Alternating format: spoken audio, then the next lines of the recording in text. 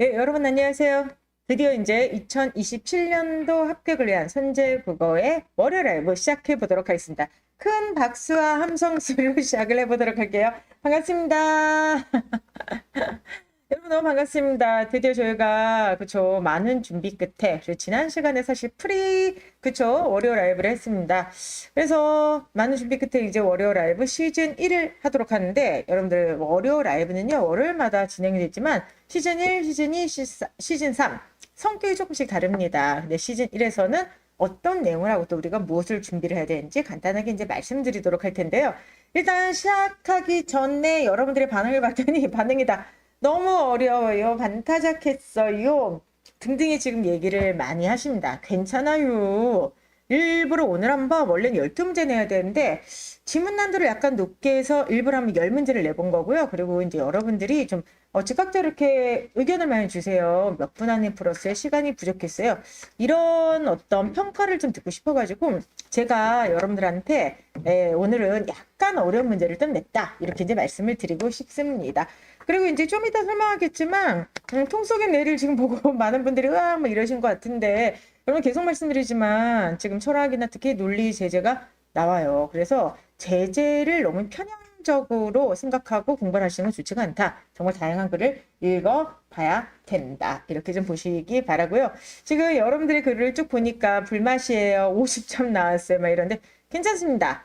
왜냐면 이제 우리 지금 이게 시험 보기 직전에 마지막 파이널 월요 라이브가 아니잖아. 처음에 시작할 때 40, 50부터 한번 시작을 해봅시다. 그래서 나중엔 이게 계속해서 훈련을 하면서 강도를 높여가면서 어디까지 상승할 수 있는지를 한번 보자고요. 그렇기 때문에 자 일단 차분하게 내가 어떤 파트를 못 풀고 또 어떻게 풀었길래 어려움을 느꼈는지 하나하나씩 오늘 한번 네, 짚어드리도록 하겠습니다. 지금 진님께서 통 속에 뇌가 된 느낌이라고 하는데 지금부터 그럼 여러분들과 함께 자 드디어 시작합니다. 2027년도 합격을 위한 월요 라이브 시작하면서 자 간단하게 몇 가지 설명을 좀 드리도록 하겠습니다. 진짜 가장 이제 여러분들께서 이제 고민하시는 게 이거잖아요. 2027년도에 국어가 25문항으로 늘어났다. 그리고 그쵸. 국사가 이제 한능검으로 대체가 되면서 시간을 단축할 과목이 사라졌다. 어떻게 출제가 될 것인가 아마 제일 궁금할 겁니다. 그래서 저희가 어떻게 했냐면은 인혁초에 질문을 좀 드렸습니다. 그래서 인혁초에 그 게시판에 질문을 갖다가 올려서 연락을 좀 받았어요. 연락을 받았는데 일단 이러한 답변을 받았습니다. 첫 번째 예시 문제를 출제를 해주시나요? 라고 했을 때 출제 기조가 전환되는 것이 아니기 때문에 예시 문제는 나오지가 않다. 그런데 두 번째는 새로운 영역이 나오면 당연히 예시 문제를 주겠죠. 근데 새로운 영역, 예를 들어 갑자기 저희가 논리라는 새로운 영역이 나오기 전에 예시 문제 줬기 때문에 이상한 영역이 나올 계획은 없는데 그리고 특히나 특정 유형만 늘어나진 않을 것이다. 이런 답변을 받았습니다. 그렇기 때문에 이제 여러분께서 기억을 하셔야 되는 게 제가 계속 얘기했던 거 있죠. 새로운 영역이 나오는 게 아니라 기존에 예시문제 1, 2차 2025년 국가직 지방직 1, 2차 2026년도 국가직 지방직 1, 2차 이 안에서 나오는 건데 이 중에서 5문제가 늘어나게 되는 거예요. 5문제가 늘어나기 때문에 그 문제가 주로 어디로 갈까? 누구나 합리적으로 생각할 때 독해로 갈 확률 굉장히 높죠. 근데 여기 보면 특정 유형만 늘어나지도 않고 특정에서만 늘어나지 않을 것이기 때문에 아마도 독해와 논리에서 늘어날 가능성이 제일 큽니다. 자, 정확하게 문항까지는 우리가 모른다 하더라도 그냥 상식적으로 생각했을 때 독해 문항과 논리 문항이 늘게 되겠죠. 그러면 이제 문제가 되는 게 바로 25문항으로 일단 늘어났을 때 결과적으로 제일 중요한 거는 두 가지라 했죠. 하나가 시간 단축을 어떻게 할 건가. 그리고 독해는 나올 수 있는 모든 유형이 다 나왔는데 그죠. 이 논리에서 만약에 신유형이 나오면 어떻게 할 것인가. 여기에 대해서 우리가 좀 고민을 해봐야 될 것 같아요. 자, 차분하게 한번 우리 국가직과 지방직을 돌이켜 봤으면 좋겠어요. 여러분들 지금 초시생분들도 많이 들어오셨겠지만 NC생분들도 또 많이 들어오셨을 거예요. 그런데 국가직이 끝난 다음에는 난리가 났어요. 이전에 2025년도 국가직의 평균이 88이었거든? 무려 10점이 떨어졌어. 그러니까 2025년도 국가직보다 무려 10점이 떨어진 데다가 논리가 어렵게 나서 난리가 났어요. 근데 이번에 지방직 끝난 다음에 아무도 지방직 국어에 대해서 얘기하지 않잖아. 왜 그러냐면은 봐봐요. 평균은 거의 비슷하죠. 그렇죠? 근데 학생분들이 인지적으로 그쵸 착각을 하고 있는 거예요. 사실 국가직이 지방직보다 전체 평균으로 보면 아주 어려운 시험이 아니었어. 거의 평균은 비슷한데 지방직에서 잠잠했던 이유가 바로 독해가 어려워서 그랬던 겁니다. 이 말은 뭐냐면 학생분들이 어떻게 시험을 갖다가 평가를 하냐 논리가 가면 어떻게 나 이 문제 못 풀었어 야 내가 못 푸는 문제가 있다니 내가 공부를 안 했구나 이렇게 생각을 하게 되는 것이고요. 그 다음에 두 번째 독해가 많이 어렵게 나왔잖아. 이때 지방직은 논리가 굉장히 약하게 쉽게 나왔어요. 그러면은 어떻게 되냐 학생분들이 객관화를 못 시켜. 어떻게 하냐 나는 독해를 원래 잘해 그러니까 공부 안 해도 돼. 두 번째는 나는 독해를 원래 못해 그러니까 공부해도 안 돼. 이러나 저러나 공부를 안 해요. 그래서 제가 이번에 지방직이 우리한테 주는 교훈을 잘 생각을 해봤으면 좋겠어요. 여러분들 내년 시험은 자 논리가 어렵게 나올지 독해가 어렵게 나올지 몰라요. 근데 논리가 어렵게 나오면은 학생들이 정말 많이 충격을 받고 내가 공부 안 하나 미친 듯이 공부를 하는데 독해가 어렵게 나오잖아. 거의 화제가 안 돼. 잘하는 사람들은 원래 잘한다 생각하고 못하는 사람들은 원래 못한다 생각하기 때문에 그쵸 이게 화제가 안 됩니다. 저는 그래서 여러분들이 이번에 국가직과 지방직 교훈을 잘 생각했으면 좋겠어요. 5문제가 늘어나는데 어디에서 문제가 정확하게 더 늘어날지는 모르겠지만 아마도 논리 아니면 독해겠죠? 근데 난도는 아무도 예측을 못해. 난도는 논리가 어려울지 독해가 어려울지를 모르는데 자 어차피 논리는 여러분께서 대비를 많이 하실 거예요. 뜨거운 맛을 한번 봤기 때문에. 근데 독해는 지방직 이렇게 어렵게 나왔는데 학생들이 정말 이러나 저러나 공부를 안 해요. 꼭 기억하셔야 돼요. 지방질, 오답률, 오이는 모두 뭐였다? 독해였습니다. 모두 독해였어요. 국가직은 아시겠지만 오답률, 오이 안에 들어갔던 게 다 논리 플러스 일부 독해였는데 지방직, 오답률, 오이는 모두 독해였고 그쵸 거의 지방직과 국가직의 평균이 비슷한데도 화제가 되지도 않았어. 아무도 독해가 어려운 거 신경을 안 써. 그리고 두 번째 이번에 지방질, 오답률, 오이가 모두 독해였는데 텍스가 엄청나게 늘어났나요? 그렇지 않아요. 길이 그렇게 길지 않았어요. 그런데 왜 이렇게 많이 틀렸냐? 요걸 보세요. 길이가 아니라 지문의 밀도가 증가했어요. 지문의 밀도라고 하는 건 뭐냐면은 일단 뭐 이렇게 글의 내용 자체가 뭐 어렵다 이렇다기보다도 저희는 배경 지식이 뭐 강하게 나오는 게 아니니까 말 그대로 정보량이 많아요. 정보량이 많습니다. 그래서 저희가 이 월요 라이브 때 진짜로 많이 연습했던 게 쥐어짜기 지문이죠. 쥐어짜기. 쥐어짜기 지문 뭐죠? 지문의 길이는 길지 않은데 정보량을 조밀하게 줘. 그걸 선택지를 막 꼬아서 내. 그래서 쥐어짜면서 읽어야 되는 거 있잖아. 이게 진짜로 많이 나오고 이게 나오니까 점수가 완전히 떨어지게 됐던 겁니다. 그래서 저는 이렇게 했으면 좋겠어요. 여러분들 시간 운축을 위해서 자, 첫 번째 해야 될 게 저는 일단 자, 여러분들 꼭 기억하셔야 독해여야 된다 생각하는데 독해를 좀 이렇게 하면 어떨까요? 실제로 모든 문제가 어려웠던 게 아니라 정답률이 85, 90인 문제도 꽤 있었습니다. 그런데 문제는 결국은 그 합격을 가르는 변별력 있는 문제가 되는데 기본적인 문제도 풀어야 돼. 저는 이렇게 생각해요. 난도가 낮은 문제도 당연히 풀어야 되면서 다 어렵게 할 수는 없어.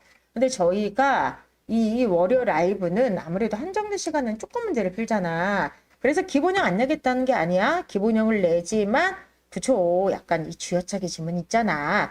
이런 걸 좀 많이 좀 배치를 좀 하고 싶어요. 근데 만약에 오늘 여러분들이 너무 뜨거워요, 매워요, 나 너무 힘들어요, 정신적 충격을 받았어요 이러면은 난도를 좀 이제 조절을 해 드리도록 하겠습니다. 좀 쉽게 우리 같이 웃으면서 하하하 너도 100점 나도 100점 우리 모두 100점 이렇게 가는 것도 뭐 나쁘지 않다고 생각을 해요. 그래서 한번 좀 분위기를 봅시다. 근데 이제 오늘 문제가 좀 어려웠던 이유가 지방직 때문에 그래. 지방직에서 지방직 오답률 오해가 모두 독해고 이 쥐어짜기 지문이 나왔던 걸 좀 잊지를 말자. 그래서 독해 난도를 좀 올렸는데 많은 분들이 지금 울고 계십니다. 그리고 이제 두 번째는 밀도 있는 지문을 많이 연습해야 되는 것도 맞고요. 두 번째는 일단 내년도는 어쨌든 5문항이 늘잖아. 전 텍스트의 정보량도 증가할 거라 생각합니다. 그러니까 그냥 물적인 조건에서 지문 길이가 지금보다 좀 늘어나지 않을까. 그래야지 복합 지문, 지문 안에 문제 2개, 지문 안에 문제 3개까지 나올 수 있지 않을까 생각을 해요. 그래서 저는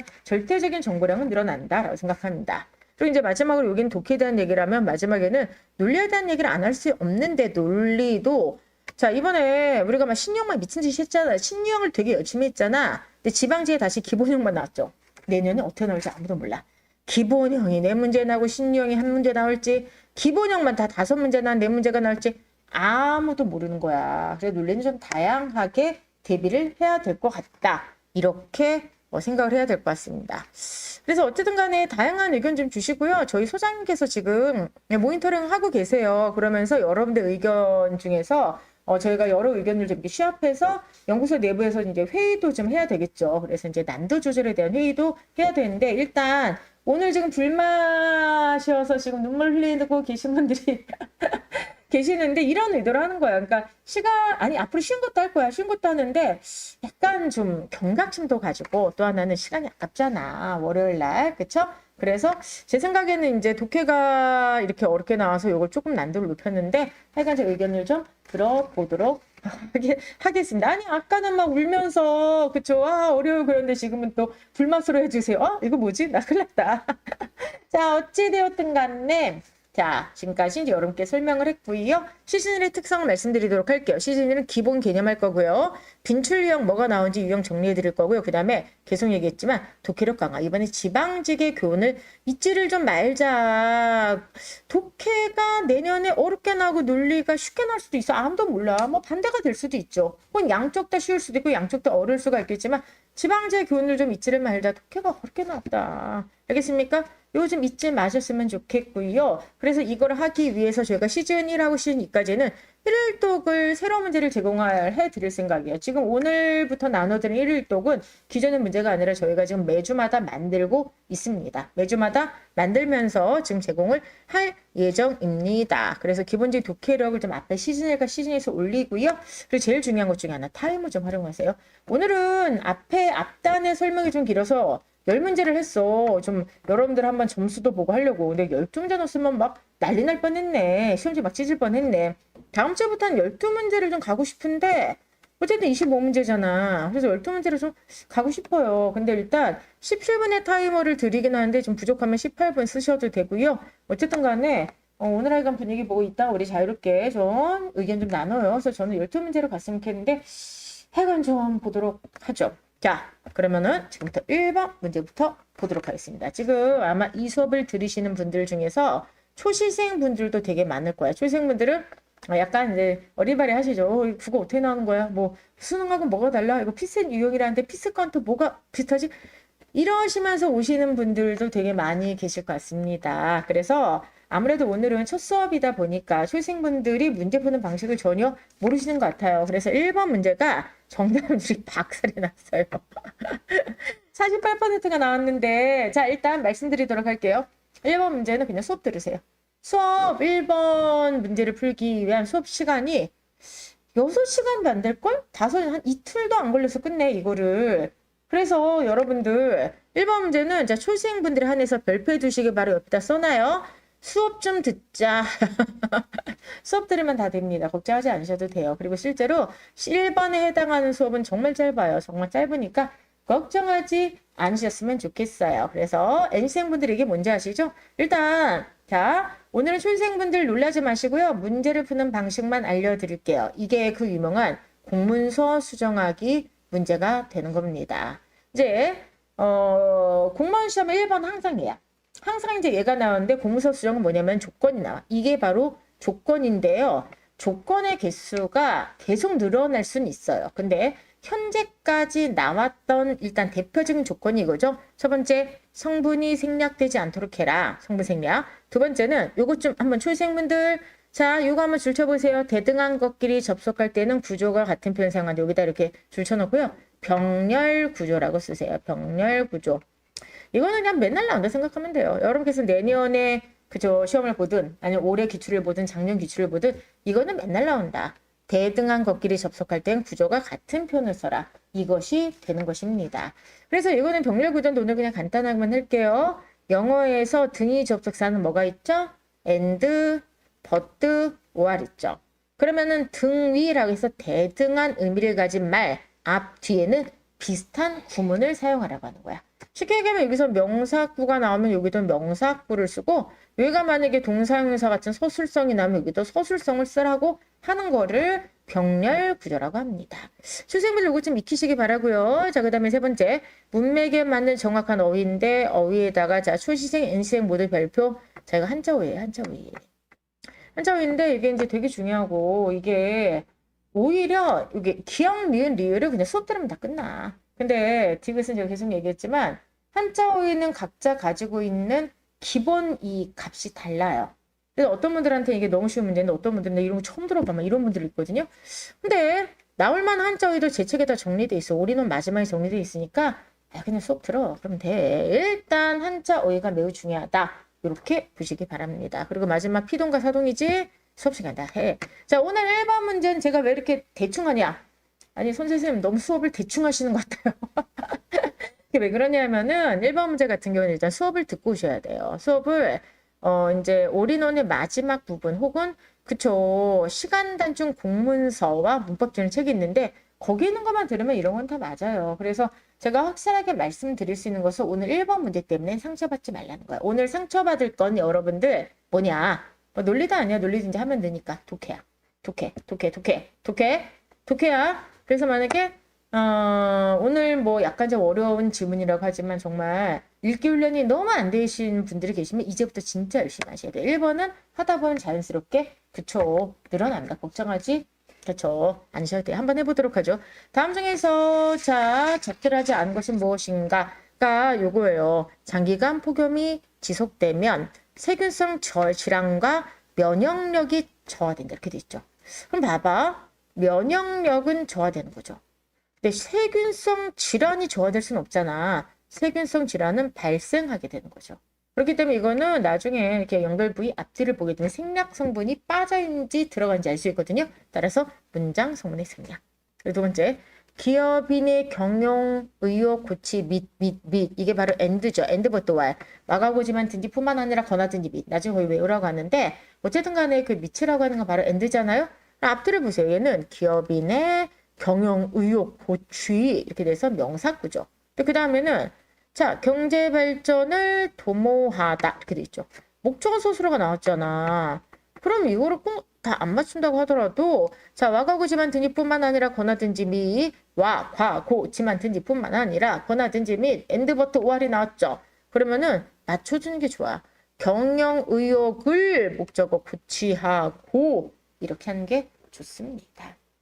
됐죠? 일단 1번과 2번 이제 할 수 있을 거야. 근데 3번은 뭐냐면은 이게 답이 이제 3번인데 이게 왜 그러냐면 이거 한자어예요. 한자어예요. 여기 앞에서 지금 뭐라 돼 있냐면 조건에 이거 어휘를 정확하게 사용하라고 그랬지. 그치? 1절이잖아. 1절. 근데 1절은 뭐냐면은 부정하고 금지의 의미예요. 예를 들어서 1절 그런 거를 하지 마세요. 1절 그쵸? 금지합니다. 부정과 금지 의미예요. 근데 일체는 뭐냐면 모든 혹은 모든 것이라는 뜻이거든요. 그래서 지나가다가 이제 그 안주에다가 만약에 안주 자 지나가다 내가 이제 그 소주 한잔 하려고 이제 거기 포장마차에 들어갔는데 거기에 만약에 안주 1절이라고 써져 있잖아. 그럼 가서 좀 고쳐드려요. 안주 1절은 뭐냐면은 안주를 부정하고 금지하는 거. 안주가 전혀 없다. 아 안주 절대로 먹으면 안 돼. 아니 이거 말도 안 되는 얘기지 이거는. 이런 뭐 말을 쓸 수가 없지 안주 1절. 그럼 얘는 뭐냐. 안주에 모든 것이 다 있다. 모든 안주가 다 있다. 그렇기 때문에 안주 1절이라고 써야 돼. 안주 일체라 써야 돼. 일체 안주. 일체 안주 혹은 안주 일체. 이렇게 써야만 되는 겁니다. 아시겠죠 여러분들? 그렇기 때문에 3번이 틀렸죠? 원래대로 두시기 바랍니다. 4번은 이거는 나중에 정말 눈 감고도 찍어. 향상시키다. 시키다 함부로 쓰면 안 되죠. 향상하다.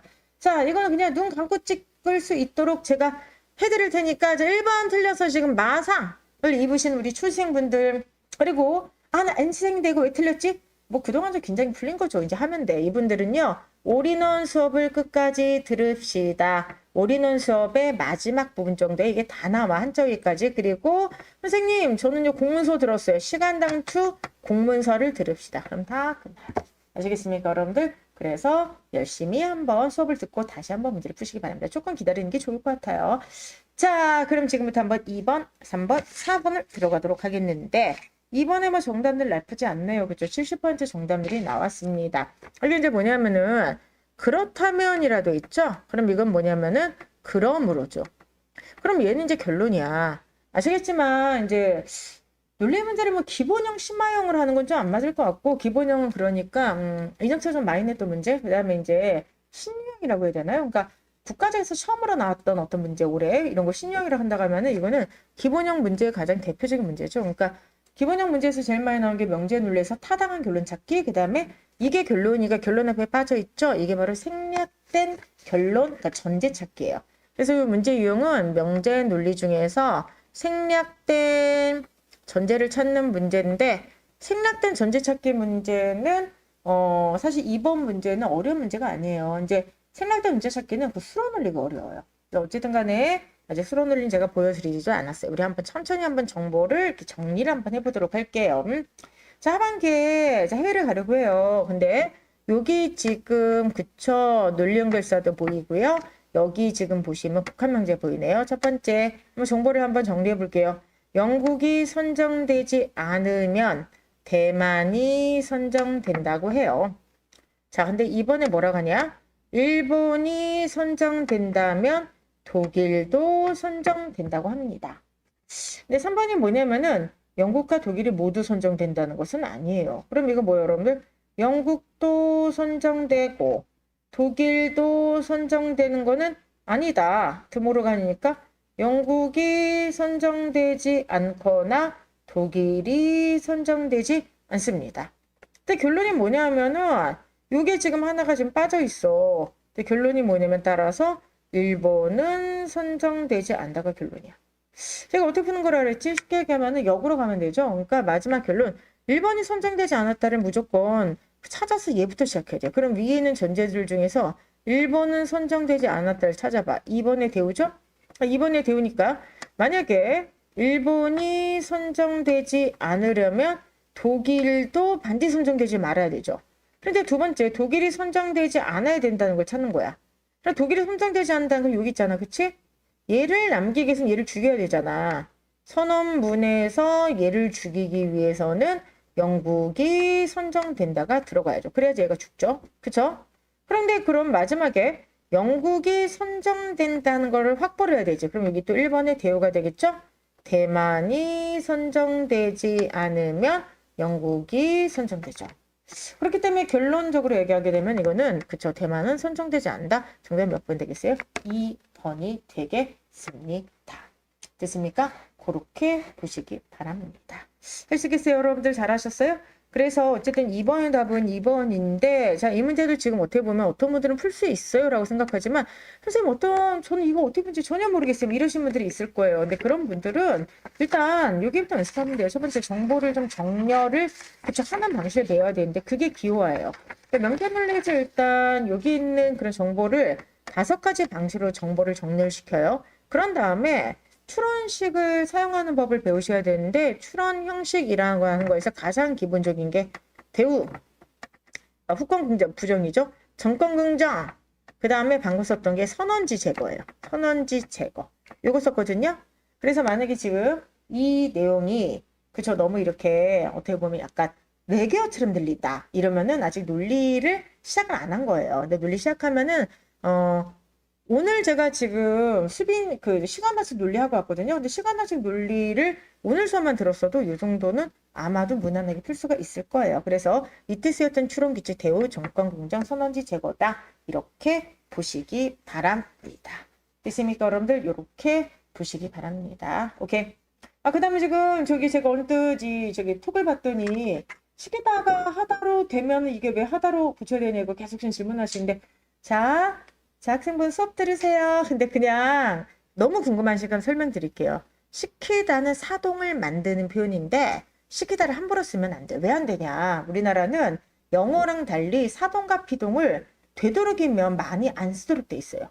그러니까 내가 만약에 하다라는 표현을 써. 그러니까 공부하다를 쓸 수 있는데 공부시키다를 쓰면은 괜히 사동을 더 많이 쓰게 되는 거잖아. 그래서 수험에서는 특히나 시키다를 하다로 붙일 수 있으면 무조건 하다를 쓰라고 하는 겁니다. 자, 이거는 여러분들 그 사동, 피동 표현 배울 때 또 공문사 할 때 항상 하는 수업이야. 그렇기 때문에 나중에 좀 약간 기계적으로 이제 문제를 풀 것 같습니다. 아시겠죠? 이렇게 보시기 바랍니다. 오케이. 아니 그리고 지금 이게 배타적 선어인이 아니냐 막 이렇게 얘기하는데 임대를 풀 때는 그거는 별로 이렇게 중요하지 않고요. 그냥 단순하게 명제논리 여기서 보시면은 요걸 얘기하는 거예요? 영국과 독일이 모두 선정되는 건 아니다. 뭐 그쵸? 그렇게 되긴 하는데 이거는 그냥 단순하게 그냥 논리, 그쵸? 명제 논리의 기호식을 쓰고 거기를 역으로 추론을 해서 푸는 문제예요. 그래서 어쨌든 간단하게 그냥 보셔도 되는 문제입니다. 3번 문제로 들어갔는데 지금 3번 문제의 정답률을 보고 제가 깜짝 놀랐습니다. 그죠? 3번 문제의 정답률을 보고 제가 깜짝 놀랐는데 이제 4번 문제는 사실 어려운 문제는 아니지만 신유형이기 때문에 틀린 거고 3번 문제 같은 경우는 그냥 이것도 마찬가지로 수업을 제대로 그 진도를 아직 못 나간 거예요. 근데 당연하죠. 왜냐하면 제가 올인원 수업을 저번 주부터 나가고 오늘 시간 다시 돌려 오늘 첫 번째를 했거든요. 그래서 이제 아직은 좀 못 풀 수밖에 없습니다. 그래서 우리 한번 이 문제를 한번 연습을 해보고 일단 오늘 수업 있죠? 끝난 다음에 반드시 자 선제국어 올인원 책이든 아니면은 시간 단수 논리든 앞부분에 있어요. 맨 앞부분에 진리표 학습이 있습니다. 요거 반드시 좀 학습을 하세요. 이번에 국가직 시험을 보면은 국가직 11번인가? 그 문제를 푸는 맛이 여러 가지가 있을 거야. 그치? 제가 여러 가지로 풀어드렸는데 시간을 제일 아낄 수 있는 방식은 진리표를 가지고 푸는 거예요. 진리표를 가지고 빨리 그냥 찾아내는 것이거든요. 그렇기 때문에 여러분들 꼭 진리표 학습을 꼭 하세요. 수업을 이제 지난주 올인원 오늘 시간 단수 논리를 들으셨던 분들은 진리표가 얼마나 중요한지 알 수가 있을 겁니다. 하여간 문제 풀어보도록 할게요. 자 봅시다. 기업과 지읒에 들어갈 말을 적절하게 나눈 거 한번 해보죠. 자 참과 거짓을 판단하라는 문제네요. 정부가 세금을 인상한다가 참이야. 정부가 복지 예산을 인상한다 참이야. 그러면은 정부가 세금을 인상하지 않으면 복지 예산을 인상한다. 근데 그거 잘 좀 한번 봤으면 좋겠어요. 이게 뭐냐면은 뭐죠? 조건문이죠. 조건문을 한번 해보도록 하겠습니다. 자, 조건문의 진리표 반드시 외우라고 제가 많이 말씀드렸어요. 조건문은 단수 함축을 얘기하죠. 예를 들어서 정권이 참이고 후권이 참이면 전체는 참이죠. 그런데 만약에 조건문에서 정권이 거짓이야. 그러면 후권이 참이든 거짓이든에 상관없이 조건문 전체는 뭐다? 참이다. 왜 그렇다 그랬어요? 조건문 전체가 거짓인 경우는 하나뿐이 없죠. 전권이 참이고 후권이 거짓인 경우밖에 없기 때문에 그렇습니다. 다시 한번 해보도록 하겠습니다. 자, 이거는 자 여러분들 일단 제가 설명할 때 이 짧은 시간 안에 한계가 있기 때문에 반드시 기본서나 아니면은 수빈 그 시간 단수 논리를 통해서 보세요. 자 보세요. 조건문은 정권이 참이고 후권이 참일 때 참이죠. 정권이 거짓이면 후권이 상관없이 다 참이죠. 조건문에서 거짓인 경우는 정권이 참이고 후권이 거짓일 때뿐이 없습니다. 그런데 지금 이 조건문은 뭐냐면은 정부가 세금을 인상하지 않으면 해서 조건문이죠. 세금을 인상한다가 참이야. 인상하지 않는다는 거짓이잖아. 조건문의 정권이 거짓이면 전체는 무조건 참이죠. 그래서 얘는 무조건 참이 됩니다. 됐습니까? 그 다음에 두 번째 한번 해보도록 할게요. 노동조합이 파업을 한다가 참이고 노사가 합의를 본다는 거짓이에요. 자 그럼 봅시다. 노동조합이 파업을 하거나 노사가 합의를 본다. 여기 지금 선언문이 들어가 있어요. 자, 선언문의 진리표 해봅시다. 선언문은 둘 중에 하나만 참여해도 무조건 참이죠.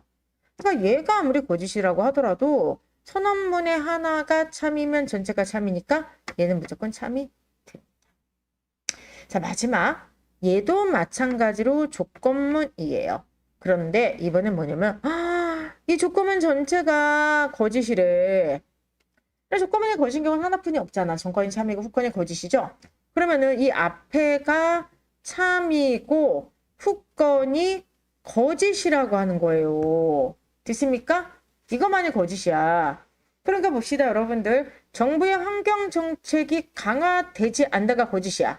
그러면 정부의 환경정책이 강화되지 않는다가 거짓이 돼버리니까 환경정책은 강화된다는 것은 참이겠어 거짓이겠어? 참이 되는 거죠. 됐습니까? 그래서 정답은 몇 번?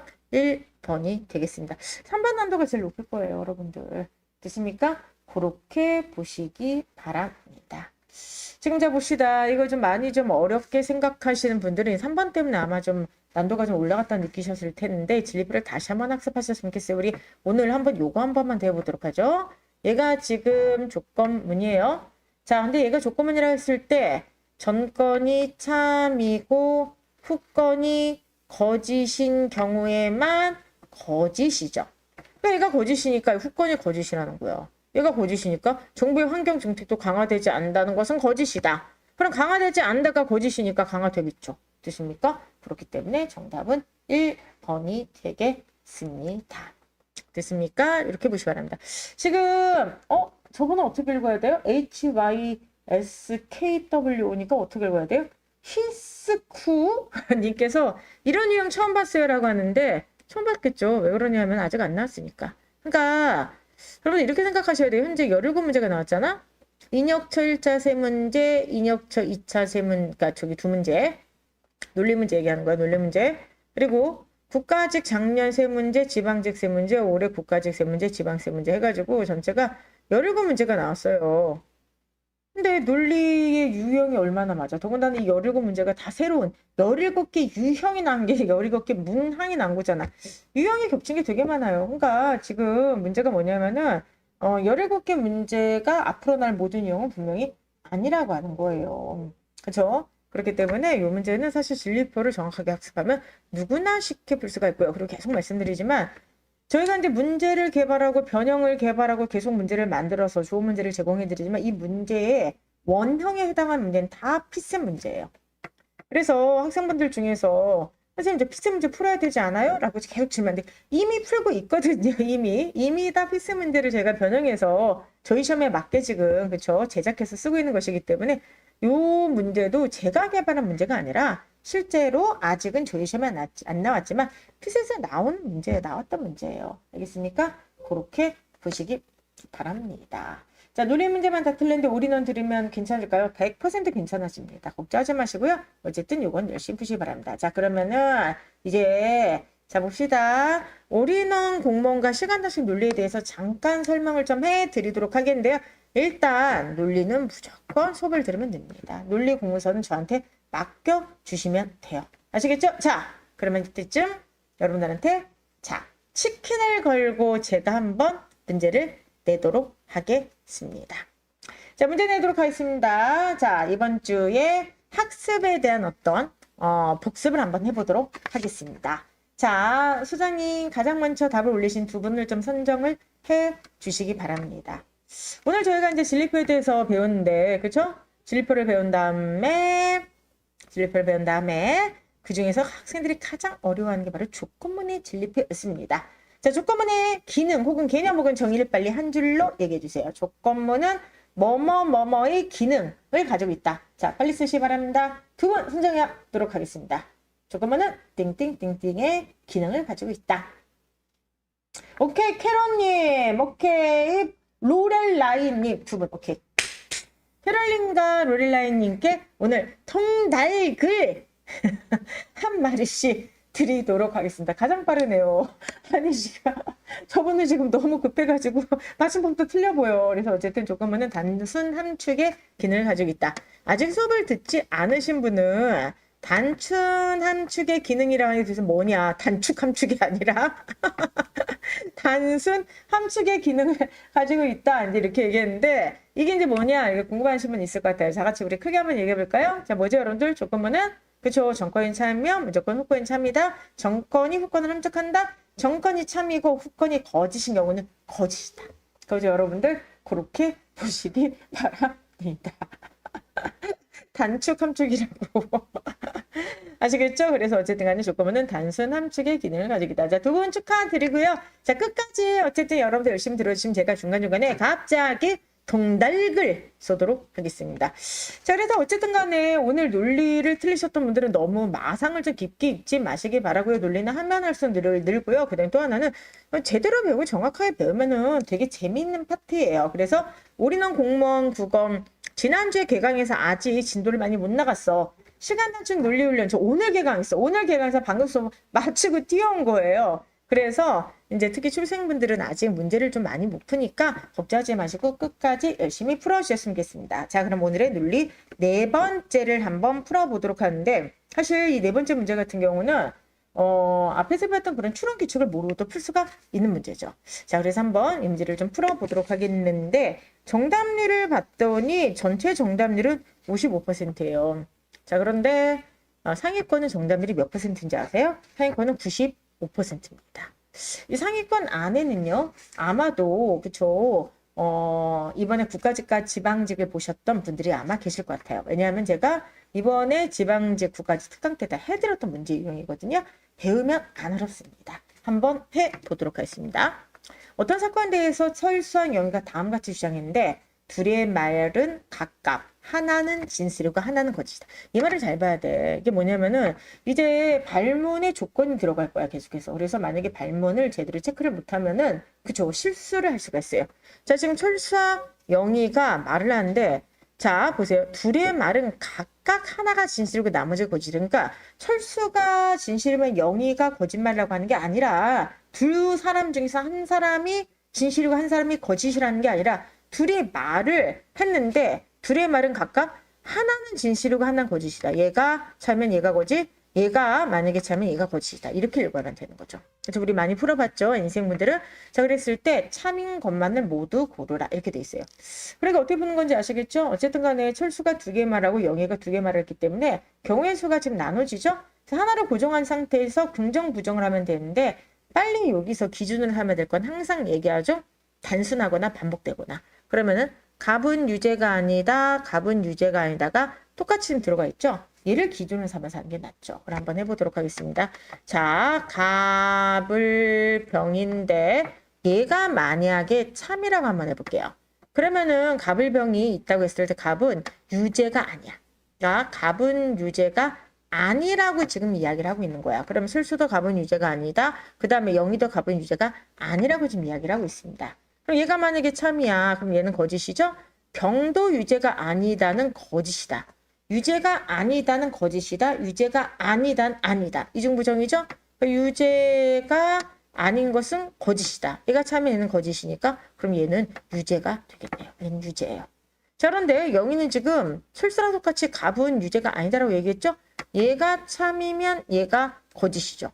을은 유죄다. 그러면 얘가 거짓이니까 을이 유죄라는 것은 거짓이다. 이렇게 되는 거죠. 그러면 을은 유죄다, 유죄가 아니다, 유죄가 아니다. 이렇게 됩니다. 자, 그래서 이게 경우의 수 첫 번째 경우예요. 무슨 말이냐면은 일단 위와 아래에서 갑은 유죄가 아니다가 똑같이 있는데 얘가 참이라고 단정할 경우야. 자, 그럼 이번에 경우의 수 두 번째를 한번 해볼게요. 이번에는 갑은 유죄가 아니다가 거짓이라고 한번 해봅시다. 그럼 갑은 유죄가 아니라는 건 거짓이다. 유죄다. 그럼 두 번째 경우. 자, 뭐가 되겠어요? 갑을 병이 있다고 했을 때 갑은 유죄가 아니다. 그게 아니죠. 이건 거짓이니까 갑은 유죄다. 그렇게 돼 있죠? 그러면 자 생각해 봅시다. 얘가 지금 거짓이야. 그럼 얘가 참이죠? 그럼 병도 유죄가 아니야. 그치? 병도 당연히 유죄가 아니게 되는 거죠? 자, 그다음에 갑은 유죄가 아니다가 거짓이야. 그래서 갑은 유죄야. 근데 을은 뭐라고 그래요? 을은 유죄다. 그러면 을이 유죄라는 것은 참이 되겠죠. 얘가 거짓이면 얘는 참. 그쵸? 그러니까 을은 유죄다. 참이 돼버리게 되는 겁니다. 됐습니까? 그래서 경우의 수가 얘가 경우 1이고 얘가 경우 2가 이렇게 쪼개지게 되는 거죠. 그래서 첫 번째, 한 사람만 유죄인 경우가 있다. 요 경우, 케이스 1. 요것이 되겠죠? 자, 두 사람만 유죄인 경우가 있다. 케이스 2. 근데 세 사람 모두 유죄인 경우는 존재합니까? 존재하지 않습니까? 존재하지 않습니다. 됐습니까? 그렇기 때문에 여러분들 요거는 결과적으로 기억하고 니은만 경우의 수로 그쵸 만족이 되죠? 따라서 정답은 몇 번이 되겠습니까? 3번이 되겠습니다. 됐습니까? 이렇게 보시기 바랍니다. 여러분들 그래서 요 문제는 선생님 유형이 뭐예요? 뭐 경우의 수라고 보셔도 되겠지만 선제국어는 결과적으로 이거를 어떻게 이제 그쵸 분류를 했냐면은 속성 매칭이라고 이제 분류를 했습니다. 그러니까 갑이 유죄라는 속성을 가지고 있는가 유죄라는 속성을 가지고 있지 않는가를 판단하게 되는 거죠. 그래서 결과적으로 속성 매칭과 그다음 두 번째 하나는 짓을 하는 것이니까 참 거짓이 결합된 경우의 수 문제가 되겠죠. 그래서 이번에 선제 국어를 보게 되면은 문제 유형을 이제 두 가지 이상을 더 추가를 했는데 하나가 속성 매칭 또 하나가 참거짓 판정, 진실 게임. 그쵸? 요거를 같이 이렇게 넣어놨는데 어쨌든 간에 여러분들이 이번에 아까 얘기했던 요 올인원 공무원 국어이든 시간단식 논리이든 이번에 새로운 신유형이 좀 많이 좀 추가돼요. 그래서 좀 문제량이 좀 많이 늘어서 책이 조금 두꺼워졌어요. 그건 어쩔 수가 없을 것 같습니다. 그래서 어쨌든 여러분께서 헤매지 않고 신유형을 좀 충분히 공부할 수 있도록 그렇게 했으니까 하여간 잘 보시기 바랍니다. 아시겠죠 여러분들? 오케이. 자, 그럼 이제 5번과 6번을 들어가도록 하는데 5번에 정답률 좀 올라갔나요? 5번이 지금 50%가 났네요. 그리고 6번은 뭐 어쨌든 간에 잘 푸셨습니다. 6번 같은 경우는 정답률이 뭐 84%니까 잘 푸셨네요. 자, 근데 그러면 한번 5번 요 문제를 한번 봤으면 좋겠어요. 일단 보시게 되면은 이거는 자 보시면 어때요? 길이가 별로 길지가 않습니다. 이번에 지방지에서 나왔던 길이 정도인데 문제는 정보량이 조밀해. 그 정보량이 조밀해요. 그러니까 시간 안에 읽기가 약간 그쵸 힘드셨던 분들도 계셨을 것 같습니다. 난도가 좀 높진 않고요. 그런데 아무래도 정보량이 좀 조밀하다 보니까 꼼꼼하게 읽어야만 되는 거죠. 한번 읽어보도록 할게요. 일단 문제 내용을 보게 되면 첫 번째가 추론한 내용으로 가장 적절한 거 내용 일치 추론 문제가 나왔고요. 그 다음에 이제 두 번째는 기억, 니은, 디귿, 리을이죠. 얘가 기억, 니은, 디귿, 리을. 이 리을이 지시하는 바가 뭐냐. 정말로 많이 나오는 거죠. 이것들의 의미를 찾는 거 한번 문제를 풀어보도록 하겠습니다. 번개는 구름에 의해 발생한 대규모 정경지가 방전되는 현상이다. 번개의 개념. 구름은 하늘에 있는 수증기가 모여 작은 물방울이나 얼음 알갱이로 구성된다. 구름의 구성 요건. 이것들이 서로 부딪히며 마찰 전기가 발생한다. 이게 답이 마지막에 4번이 너무 쉬워서 그럴 텐데 어떤 분들은 선생님 이것들을 하는 게 얼음 알갱인지 작은 물방울이 합친 건지 어떻게 알아요? 이렇게 질문하시는 분들도 있을 것 같아. 근데 이 답을 보게 되면 다 알갱이가 부딪혀서 형성된다는 얘기가 나오죠. 따라서 이건 맥락을 봤을 때 얼음 알갱이가 부딪히면서 전기를 발생시켰다고 읽어야 돼요. 따라서 기억의 의미는 얼음 알갱이가 되겠습니다. 자, 그래서 어쨌든 간에 가벼운 알갱이는 양전하. 그럼 얘는 양전하는 구름 윗부분으로 올라가요. 자, 그 다음에 자 무거운 알갱이는 음전하. 그러니까 이건 무거우니까 밑으로 내려오게 되겠죠. 그래서 위에는 양, 아래는 음전하 이렇게 되는데 일단 딱 봤을 때 가볍다, 무겁다, 양과 음이 있으니까 대비양이잖아. 대비양이니까 이거 시험에서 선택지 들어갈 가능성이 크죠. 왜 그러냐? 계속 얘기하지만 이 대비양을 잘 살피셔야 돼요. 이 대비양이 만약에 지문에 있으면 대비양이 그대로 선택지로 들어갈 확률이 매우 높습니다. 자, 어쨌든 간에 그래서 위에는 양, 밑에는 음이 되는데 자, 이렇게 구름이 성장하면서 전하가 쌓여다가 저인차가 커지면 순간적으로 전류가 흐르는 방전 현상, 꼬르릉 번개가 치게 됩니다. 공기는 보통 전류가 흐르지 않죠. 지금 우리가 이렇게 공기 속에 사는데 이게 전류가 흐른다 생각해봐. 찌릿찌릿 난리가 나죠? 근데 전이차가 구름 속에서 커지게 돼. 위에는 양, 밑에가 음이라서 커지게 되면 순간적으로 이것이 흐르게 된다. 즉 전류가 흐르게 되겠죠? 90% 이상의 번개는 구름 속에서 친다라 돼 있어요. 그 다음에 여기를 잘 봐야 될 것 같아. 번개가 치라면 전이차가 어마어마하게 그쵸 있어야 돼. 수백만에서 수억 볼트가 돼야 된다. 근데 여기 보세요. 천둥은 번개가 나타날 때 같이 나타나. 문제는 뭐냐면은 여기 잘 읽어야 돼. 번개가 있으면 천둥이 있고 천둥이 있으면 반드시 번개가 있다는 거죠. 그런데 그 이유를 설명하는데 번개는 대기를 빠르게 이동하기 위해 좁은 공간을 최선으로 가요. 그러면서 가열이 돼가지고 온도가 오르죠. 그러니까 공기가 빠르게 가열되면서 온도가 오르면서 공기가 급속하게 팽창이 되고요. 이때 공기가 팽창이 되면서 천둥 소리가 발생을 하게 된다고 하는 거예요. 그러니까 이거는 뭐냐, 천둥은 번개 날 때 같이 나타나는 소리라고 하는 거는 결과적으로 번개가 치면 반드시 천둥이 울린다로 해석을 해도 상관이 없죠. 왜? 보시면은 여기서 본 천둥은 번개 날 때 같이 나타난다고 했는데 그 이유를 설명할 때 원인과 결과를 설명하고 있죠. 원인은 뭐야? 번개가 칠 때 공기가 가열돼. 왜냐면 좁은 공을 막 빨리 가야 되니까 공기가 가열되면 공기가 팽창돼. 근데 공기가 팽창이 되면서 충격파로 천둥 소리가 발생하는 것이니까 같이 나타난 이유를 설명할 때 번개가 치면 똥똥똥똥 정권이 계속 만족해서 천둥 소리가 난다. 이렇게 해석할 수밖에 없습니다. 여기를 잘 읽어야 되겠죠? 그러면 결과적으로 번개가 치면 천둥 소리가 나겠구나. 근데 번개가 칠 때 먼저 빛이 번쩍 나중에 소리가 들리는 이유는 소리 속도가 빛의 속도보다 느리기 때문이다. 그러면서 이제 소리 속도가 빛의 속도와 100만 배나 차이가 난대요. 그러면 결과적으로 빛이 더 빠르다는 거죠? 그러면 빛이 빠르니까 번개를 멈춰보겠죠? 그죠? 이건 시각적으로 멈춰봐. 그 다음에 천둥 소리를 꽝꽝꽝꽝꽝 소리를 듣게 됩니다. 그러면은 만약에 번개를 보고 3초 후에 천둥 소리를 들으면은 아, 번개가 친 곳이 우리로부터 한 1km 떨어진 곳에 있다는 걸 계산할 수 있다 그랬죠? 그리고는 마지막에 둘 사이의 간격이 좁을수록 가까운 곳에서 번개가 친 거야. 그러니까 번개가 친 다음에 만약 천둥이 바로 울려. 번개 꼬르렁! 그러면 가까운 곳에 있고 번개 한참 뒤에 꼬르렁 하면 먼 곳에 있죠.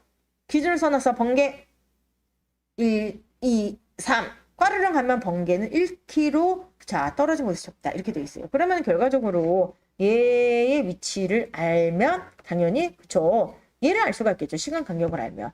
그래서 어찌 되었든 간 여기를 한번 잘 읽으셔야만 될 것 같습니다. 한번 해보도록 하죠.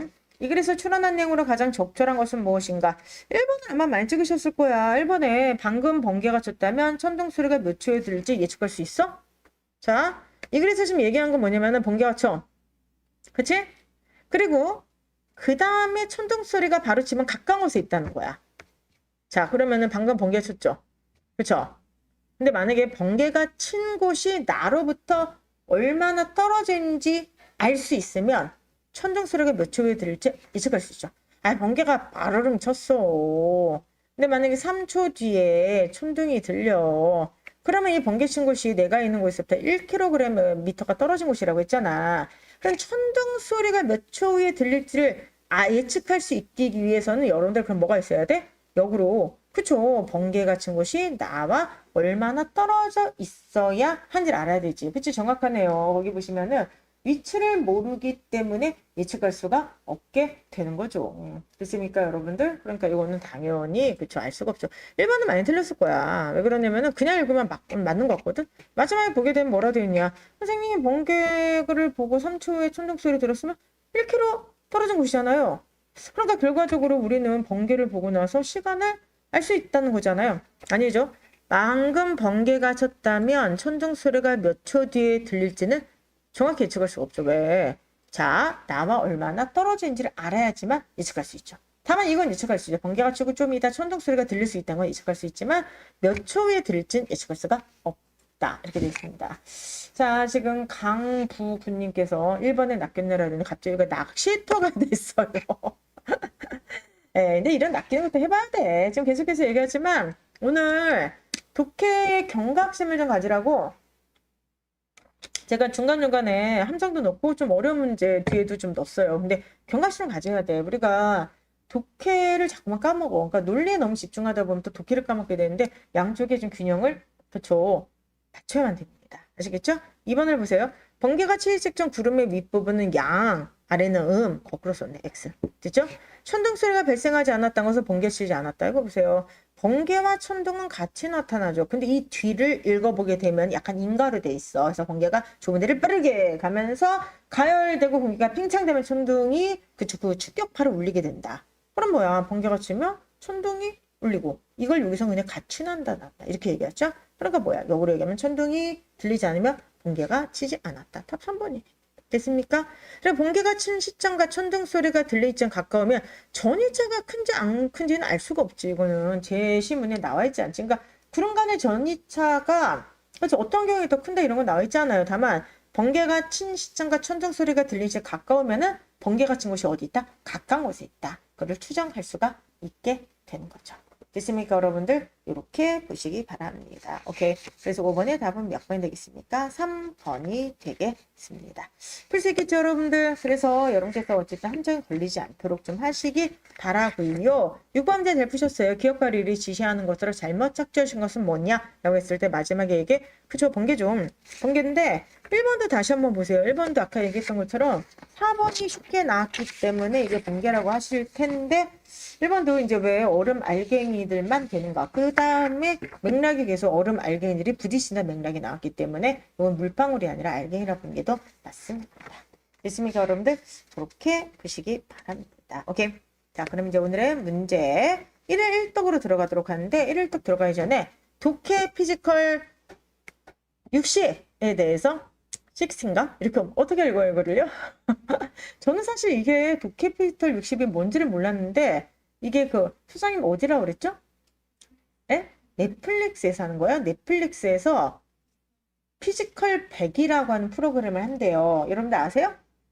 알면 안 되지. 나도 모르는데 속세에 있는 손남 손녀들이 뭐 하고 있는 그런 것 같다. 피지컬 100. 그쵸? 근데 피지컬 100이 뭐예요? 피지컬 100점 맞아야 된다는 뜻인가? 근데 어쨌든 간에 피지컬 100이란 프로그램을 한대. 그래서 그 프로그램을 이렇게 차용해서 만든 거라고 합니다. 그래서 어쨌든 피지컬이 60인데 이건 뭐냐면은 1일 독이 30회차고요.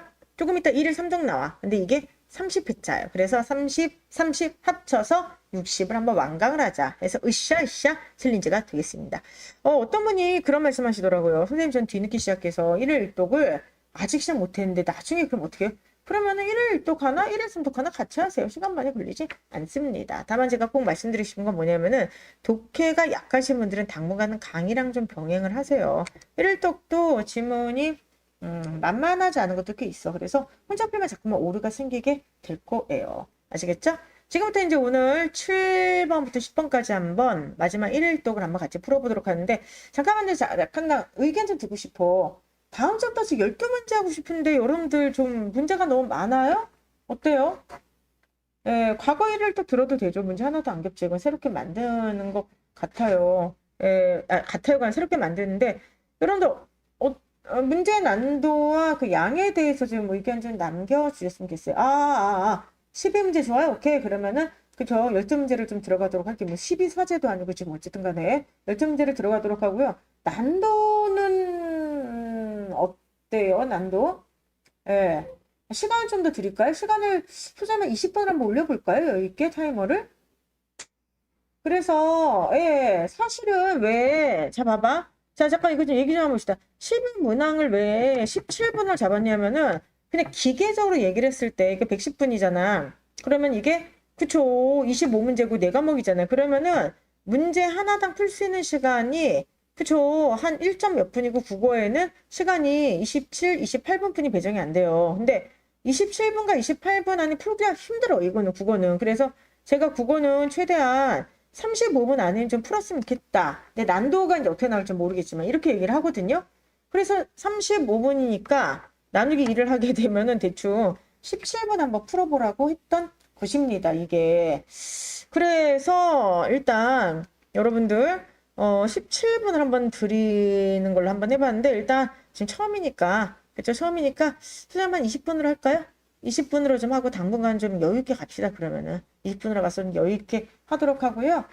쉬운 문제, 어려운 문제 당연히 섞어서 내요. 섞어서 내는데 오늘 이제 여러분들의 반응을 보니까 약간 인지 부조가 느껴집니다. 아까 문제를 못 풀 땐 너무 속상하고 막 찢어버리고 싶고 안 하고 싶다가 문제 난도를 낮출까요? 그랬더니 갑자기 뭐 어렵게 해주세요. 어렵게 해주세요. 그러고 계신 것 같아요. 그래서 오케이 제가 좀 이거를 좀 생각을 해봐가지고 적절하게 난도를 조금 더 조절을 좀 해보도록 하겠습니다. 그래 프린센터도 있어요. 우리 그 매일 국어나 아니면 다른 어떤 특강할 때는 앞에는 문제가 제일 쉽고 나머지가 다르게 어렵게 돼 있어요. 근데 그런 것도 제가 이제 말씀드리도록 하겠습니다. 자, 고라니님, 좀 건방져질 때 이렇게 한 방 얻어맞으니까 좋았어요. 아니, 여러분, 이렇게 팬 거 아닙니다. 왜 그러세요? 자, 어쨌든 간에 여러분들 항상 생각해도 시험 문제는 쉬운 것도 나와. 제가 가끔가다 쉬운 문제도 드릴게요. 쉬운 문제, 어려운 문제 섞어서 좀 하도록 하고요. 12문제니까 그래도 쉬운 거를 한 2개 정도는 좀 넣어야 될 것 같습니다. 그러니까 anyway, 자, 지금부터 우리 많은 분들이 통 속에 뇌가 된 것 같다. 근데 이게 약간 이게 강사와 학생들의 간극인 것 같아요. 사실 저는 이 지문이 이렇게까지 극단적인 평가를 받을 정도로 어렵다고 좀 생각을 안 했거든요. 근데 지금 학생분들의 평가를 들면 전체 7, 8, 90의 정답률이 65, 62, 뭐 45, 그 다음에 50해서 거의 반타작이에요, 이게. 그래서 지문이 너무 어렵다고 했는데 우리 한번 천천히 한번 같이 해볼게요. 조금 제가 속도 좀 늦춰가지고 한번 해보도록 할게요. 자, 지금부터 이제 정신 바짝 차리도록 하겠습니다. 눈을 떠 주변을 바라보면 우리 정신에는 탁자나 나무 같은 대상의 상이 나타난다. 자, 지금 내가 눈을 떠. 그럼 앞에 누가 보여? 이선재 쌤이 보여요. 그렇죠? 그러니까 이 사람 지금 어떻게 이걸 얘기하냐면은 우리 정신에는 뇌에는 상이 나타나. 여기 지금 이제 이선재 선생님이 이렇게 있게 되는 거잖아. 그치? 그래서 우리는 보통 이러한 상이 여기 이미지라고 했어. 이미지가 우리 밖에 존재하는 외부 세계를 반영한다고 한다. 그러니까 밖에 지금 그쵸 나무가 있으니까 내 머릿속에 나무가 맺힌다 이렇게 얘기했어요. 그래서 가를 보게 되면 가 같은 경우는 외부 세계야. 외부 세계. 그러면은 이런 외부 세계를 반영해서 우리 뇌 속의 정신에는 상이 맺힌다. 즉 이미지가 맺힌다고 믿는 거예요. 당연한 거 아니에요? 여기 봐봐. 이거 물병 있잖아요. 이거 봐봐. 물병 이게 있죠. 이거 있으니까 이걸 보고 시각적으로 인지를 하지. 그럼 우리의 눈으로부터 빛이 들어와서 어쩌고저쩌고 해서 이걸 상을 딱 맺어가지고 뇌 속에 상이 딱 맺혀서 시각적 이미지가 이제 이렇게 잡히는 거잖아. 그치? 그래서 결과적으로 하면은 외부 세계인 실제 세계죠. 물병은 있는 것이고 이 물병에 대한 상이 우리의 정신 세계에 이미지로 나타나게 된다. 이렇게 얘기하는 거죠. 그런데 일부 철학자들은 이 상적 믿음에 의문을 제기했어요. 뭐라고 하냐면 그들은 우리가 경험하는 세계와 실제 세계가 서로 다를 가능성을 제기를 했다. 그럼 우리가 경험하고 있는 세계는 뭐야? 우리의 감각적 세계죠. 머릿속에 맺히는 상. 그치? 그래서 어쨌든 우리가 경험한 세계와 실제 세계가 서로 다를 가능성을 제기했는데 실제 세계는 뭐야? 진짜 우리의 인식 밖에 있는 실제 물병. 이게 다를 가능성을 제시했죠. 그래서 이런 입장 회의주의라고 부른다. 벌써 기억하고 니은은 같은 의미네요. 이게 뭐냐면은 우리 정신은 상이 나타나. 우리가 경험하는 거죠. 외부 세계를 반영하는 거죠. 그러니까 이것이 우리가 경험하는 세계가 되는 거잖아. 그치? 그래서 기억과 니은은 실제 세계가 아닌 머릿속에 맺힌 이미지가 됩니다. 자, 보면 여기서 대비항이 벌써 나오네요. 대비항이 나왔잖아. 얘와 얘가 다르죠. 대비항 아니야? 잠깐만. 지난주에 프리 라이브 공단기 그 25문항 그 프리 라이브 있죠? 들으셨던 분 손 들어봐. 아니면은 지방직 해설 들으셨던 분 손 들어보세요. 지방직 내용, 지방직 해설 들으셨던 분 손 들어보세요. 지방직 해설 들었다 손 들어보세요. 아, 손 들 수가 없구나. 자, 그러면 질문하겠습니다. 지방직 해설할 때 제가 독해 문제 했을 때 제일 많이 강조했던 건 뭐야? 진짜 제일 많이 나왔던 거. 지문의 특성 바로 뭐였죠? 지문이 무슨 항이 많이 나왔다? 빨리 얘기해보세요. 오케이. WWT 대비양. 오케이. 폭은 대비양. 두 분께 통달글 드리도록 하겠습니다. 아이고 난리 났으면 대비양 난리 났어. 자, 저 두 분, 자, 대비양. 그쵸? 대비양. 대비양이잖아. 그러니까 이거 봐봐. 지금 여기 봐봐. 경험하는 세계 실제 서로 다르다. 차이가 있다. 대비양 아니야? 그러니까 지금 이걸 어떻게 써야 되냐면은 우리가 경험하는 세계 대 실제 세계가 되는 거잖아. 경험 세계, 실제 세계를 대비항으로 만들고 이 다음을 읽을 때 경험 세계, 실제 세계가 다르다. 그쵸? 여기서 쭉쭉 하면 되는 거죠. 그럼 경험한다고 하는 건 뭐죠, 여러분들? 봐봐. 우리 정신에 나타난 거. 이게 기억이죠. 그쵸? 그러니까 기억과 니은 항상 같이 가는 거야. 됐습니까? 그래서 어쨌든 기억과 니은은 답이 될 수가 없고요. 그렇게 되면은 경험의 세계와 실제 세계가 대비니까 외부 세계가 뭐가 되겠어? 아마 실제 세계가 되겠지. 됐습니까? 그렇게 보시기 바랍니다. 계속해서 읽어보도록 할게요. 자, 그러면서 어쨌든 간에 경험한 세계가 실제 세계가 다를 수가 있다. 이거를 회의주의라고 했어요. 그럼 회의주의는 표상 세계와 실제 세계를 구분해서 출발한다. 그럼 다시 봐봐. 기억하고 니은이 같은 거지? 그치? 그런데 그 니은이라고 하는 경험 세계와 실제 세계지? 그러면은 얘와 얘가 대비항이고 실제 세계를 구별하는데 실제 세계가 다르지. 그러면 디귿은 절대로 표상 세계는 실제 세계가 아니지. 답 나왔네. 그러면 여기서 벌써 이것만 읽어도 그 10번 문제인가 그 마지막에는 기억, 니은, 디귿은 같은 거지. 이렇게 이제 보셔야 되죠. 이게 대비항이잖아. 다시 한번 이거 보시게 되면은 얘랑 얘가 대비항. 그리고 얘랑 얘가 대비항. 그럼 적어도 얘와 얘는 같이 가겠죠. 됐죠, 여러분들? 일단 이렇게만 좀 풀어도 되겠네. 제가 계속 한번 읽어보도록 하겠습니다. 그래서 회의주의는 뭐냐면은 자, 경험 세계, 그 다음에 표상 세계라 돼 있어. 표상 세계. 이것과 실제 세계가 다르다고 이제 그죠 구분한 데 출발합니다. 그래서 전자는 뭐라고 하냐면은 우리 정신에 나타나는 세계죠. 여기 나왔죠. 정신에 나타나는 뭐야? 벌써는 정신에 나타난다고 했으니까 얘 같은 경우는 정신에 나타나는 이미지를 얘기하고 후자는 그러한 표상과 여기 독립적으로 존재한다고 가정된 객관 세계다. 아, 실제 세계는 독립적인 객관적 세계를 이야기하는 거구나. 회의주의자가 뭐라고 하냐면 우리가 직접 경험하는 것은 표상세계야. 즉 경험세계, 표상세계. 얘만 경험하기 때문에 실제 세계가 어떤지는 확실히 알 수가 없다 주장한다.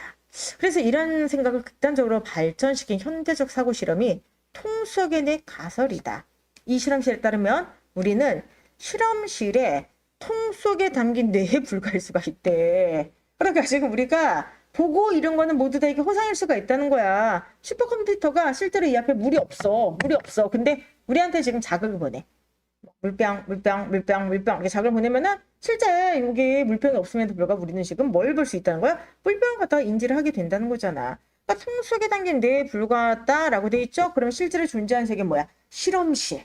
실험실 안에 나는 그냥 통 속에 담긴 뇌에 불과한 거고 나는 실제 세계를 갖다가 인지하는 게 아니야. 슈퍼컴퓨터의 자극을 통해서 인지를 하게 되는 겁니다. 그래서 여기 나왔죠? 나왔네. 실제 세계는 실험실에 있는 통 속의 뇌지만 표상세계에서 탁자나무를 보고 있다는 믿음을 갖게 된다. 따라서 인간은 표상세계에 갇혀 있으므로 실제 세계를 직접 확인할 수 없다. 자, 여러분들 보시다 지금 저를 보고 계시죠? 이선지를 보고 있는데 나는 여러분들 헤일운제에 따르면 여러분들이 이선지를 보는 게 아닐 수도 있는 거야. 사실은 여러분들은 주체적 독립적 판단 능력을 가진 인간이 아니야. 여러분들 지금 어떻게 보면 본인 인간이를 믿고 있겠지만 통속의 뇌야. 그치? 그래서 저 어떻게 보면은 어떤 세력이 여러분들 지금 그쵸?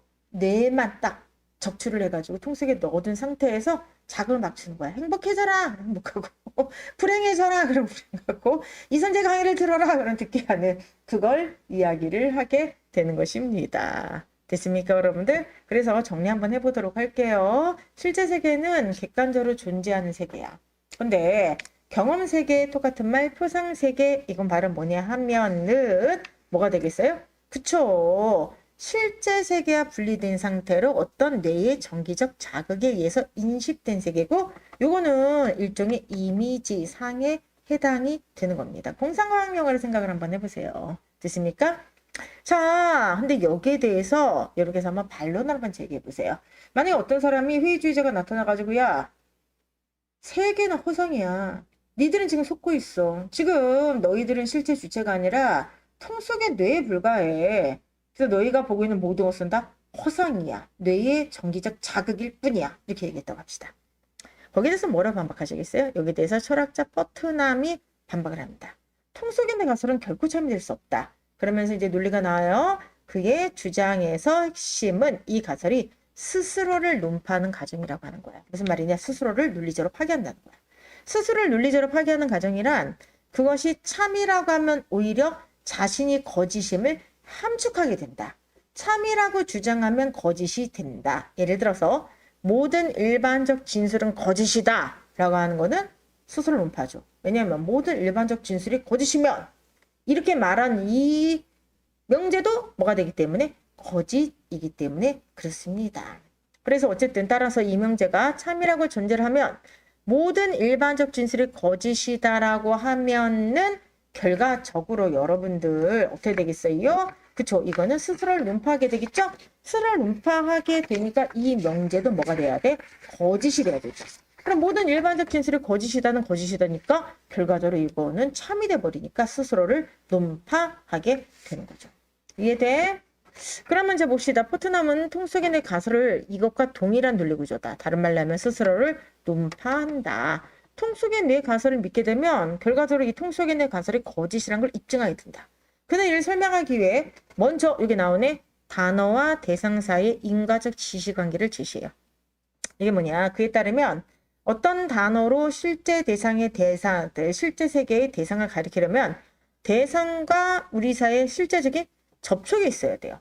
무슨 말이냐? 자 봅시다. 내가 여기는 물병을 가리킨다고 합시다. 그러면은 우리가 이거를 물이라고 인식할 수 있고 가리킬 수 있으려면은 자 뭐가 존재했다는 거지? 그동안 물을 우리가 접촉을 했다는 거야. 그래서 만약에 실제 세계의 대상과 전혀 접촉하지 못한다면 지시하는 것도 불가능하다. 다시 한번 대상과 단어 사이 인과적 지시 대상이라고 하는 건 바로 뭐냐면은 우리가 가리키려면 지시를 하려면 접촉을 해야 된다는 거야. 그러니까 단어와 대상 사이 인과적 지시라고 하는 건 뭐냐면은 지시를 하면 접촉을 할 수밖에 없다는 거죠. 지시를 하려면 이거를 지금 이 사람은 인과적 지시관계라고 이야기를 하고 있습니다. 반면 만약에 접촉하지 못했지. 그러면 지시하는 것이 가능하다, 불가능하다, 불가능하게 되는 거죠. 그래서 만약에 우리가 정말 통 속의 뇌야 주체적으로 사고하거나 이런 게 아니라 뇌가 그냥 적출이 돼서 통 안에 담겨 있어. 그래서 전기 자극에 의해서 존재하지 않는 그런 거를 막 인식하고 있다고 한다면 우리가 사용하는 통이나 뇌라는 단어는 실제 세계의 진짜 통이나 뇌와 인과적으로 연결될 수가 없다. 무슨 말이냐? 얘를 접촉하지 않았으니까 결과적으로 이거를 지시할 수가 없다는 거지. 그러니까 우리가 적어도 통이라는 말과 뇌라는 말을 사용하고 있다는 것은 통하고 뇌와 접촉을 했다는 거예요. 무슨 말인지 아시겠어요? 그러니까 만약에 우리가 접촉하지 않았으면 지시할 수가 없지? 그러니까 이 단어를 사용하고 있다고 하는 것은 실제로 우리가 접촉을 했다고 하는 거죠. 다시 한번 읽어볼게요. 우리가 만약 정말로 통 속의 뇌라면 우리가 사용하는 통이나 뇌라는 단어는 그쵸. 진짜 통과 뇌와는 연결될 수가 없어, 인과적으로. 통 속의 뇌가 경험하는 모든 것은 슈퍼컴퓨터가 만들어낸 전기 자극일 뿐이기 때문이다. 이렇게 돼 있어요. 그래서 만약에 이게 너무 어려우시면 제가 항상 말씀드린 거 있죠. 여러분들 제시문을 우리가 이해하기가 어려워. 그래도 답은 맞출 수가 있다. 자, 지금부터 잘 들으세요. 정말 중요한 거야. 만약에 우리가 제시문을 이해하면 너무 좋은데 이해가 안 돼, 해석이 안 돼. 근데 만약에 다행히 그 제시문이 대비항으로 돼 있잖아? 무조건 대비항으로 만들어. 대비항으로 만들어. 여기 봐, 반면이 있잖아. 대비항 있잖아. 그럼 자, 이 사람이 얘기하는 게 뭐야?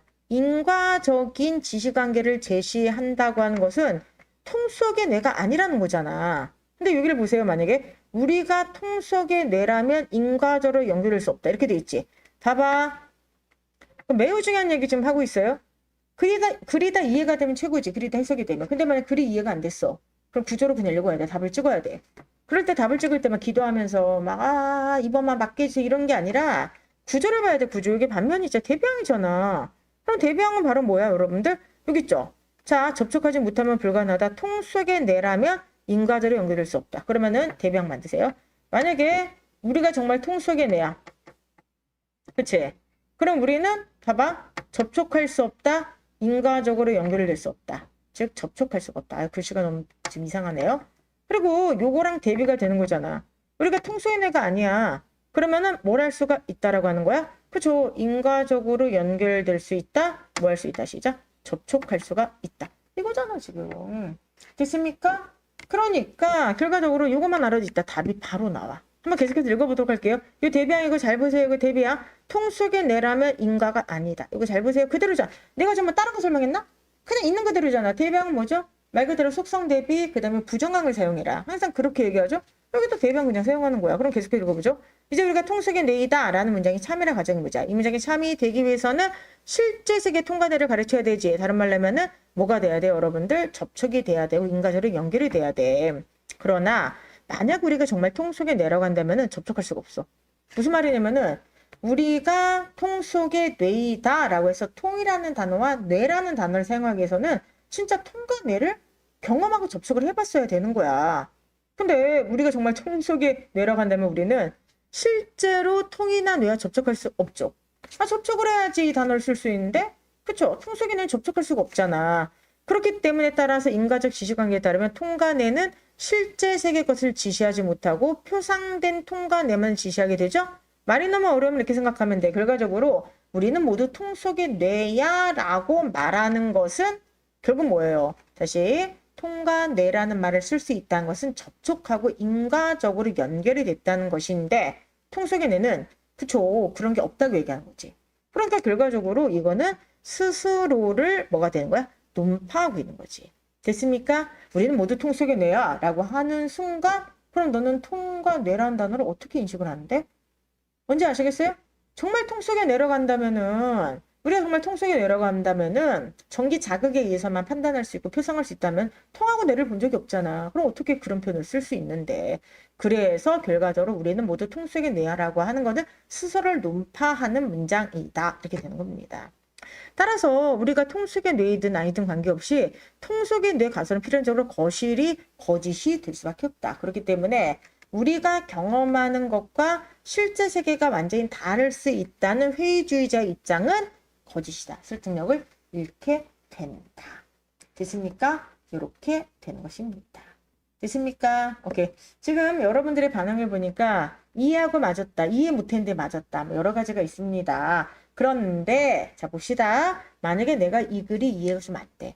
그리고 지금 문제를 풀어야 되는데 시간이 막 그냥 째깍째깍 가. 시간이 너무 없어. 무조건 대비양. 글을 이해를 못해도 문제는 풀 수 있어요. 방금 뭐라 그랬지? 대비양 다시 한번 보세요. 인과적 지시관계. 그치? 그리고 인과적으로 연결될 수 없으면 통속의 내. 접촉하지 못한다. 그럼 봐봐. 부정항만 찾아. 부정표현. 접촉하지 못한다. 통속의 뇌라면 인과적으로 연결될 수 없다. 그대로 써보도록 할게요. 만약에 자 우리가 만약에 진짜 자 방금 했던 거 그냥 여기다 다시 써볼게요.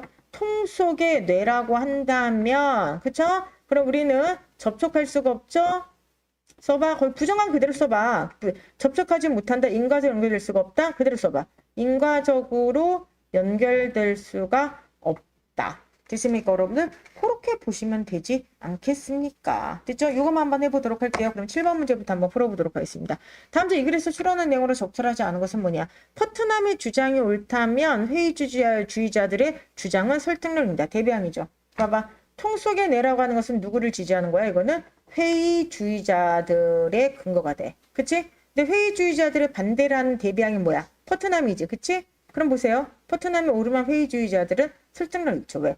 퍼트남은 통속의 내가 그쵸 잘못된 말이라고 스스로를 논파하고 있다고 지금 얘기하고 있기 때문에 퍼트남이 그쵸 주장이 오르면 통속의 내는 거짓이 되고 회의주의자들의 주장 설득을 잃게 되죠. 대비항이잖아. 두 번째. 통속의 내 가설에서 통속의 내가 바라보는 것은 표상 세계이다. 자, 계속해서 얘기하는 게 뭐죠? 통속의 내 가설은 뭐죠? 야, 통속이 우리는 뇌에 불과 우리는 실제 세계를 인식하지 못해. 실제 세계를 인식하지 못한다는 거잖아, 지금. 그치? 그럼 봐봐. 이 항에서 실제 세계와 서로 대비가 되는 게 뭐야? 실제 세계가 아닌 게 경험 세계. 실제 세계와 구분되는 게 표상 세계. 이게 다 대비항이네. 그러니까 맨 앞에 대비항이 뭐냐면 경험 세계, 표상 세계, 이것과 대비항이 실제 세계.